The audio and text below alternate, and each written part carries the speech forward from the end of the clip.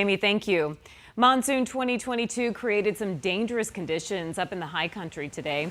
Heavy rain fell over several wildfire burn scar areas near Flagstaff, triggering flash flooding and mudslides. A 12 News viewer sent us this video of a basin that was overflowing. Here's a different angle of similar flooding in the area. One man says the rushing water started to flow over the wall of sandbags that he had built. The burn-scarred debris also shut down several roads and highways in the area. A viewer shared this video with us on the 12 News app. You can see the rolling mudslides pouring over both lanes of traffic, stopping drivers in their tracks. And all of that heavy rain in Flagstaff created a real mess for families tonight. Dozens of homeowners are cleaning up and assessing the damage left behind after these storms triggered a wall of mud and debris that rushed into their homes. And the area remains on high alert for the possibility of more storms. Team 12's Jonathan McCall is live tonight in Flagstaff. And Jonathan, what's the situation there right now? Well, Mark and Caribe, those families have the unenviable task of trying to clean up and assess the damage, as you mentioned, from those storms. You can see this is just some of the damage left behind, just that thick mud that has just been all over this place that folks are having to deal with. We learned from the National Weather Service that 1.5 inches of rain fell in this area in less than an hour on top of the burn scar from the pipeline fire from just last month.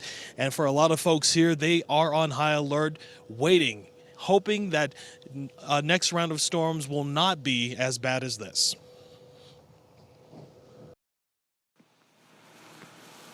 The power of Mother Nature on full display.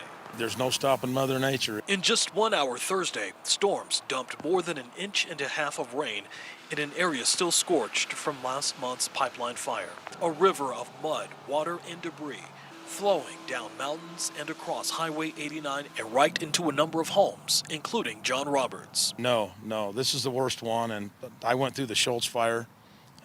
That was bad enough. Roberts and his son spent Thursday afternoon trying to clear away the mud and debris. Take a look at the video that he shot as rushing rapids run through his property. The metal fencing aimed at keeping folks out, simply no match for the raging river that's now separated his property into two. He says the thick mud has destroyed his barn along with thousands of dollars in hay.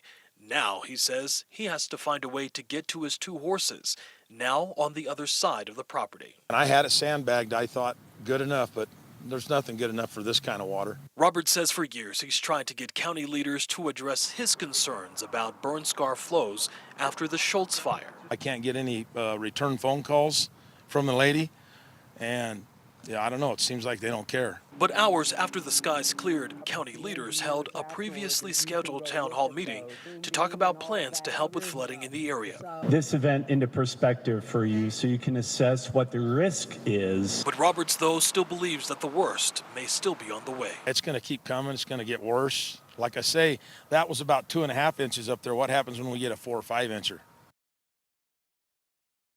So Coconino County emergency management officials say they are still assessing the damage, but say they have received anywhere from 10 to 15 reports of homes being impacted by that flow from that burn scar earlier today. But they say that they will continue to do assessments in the coming days.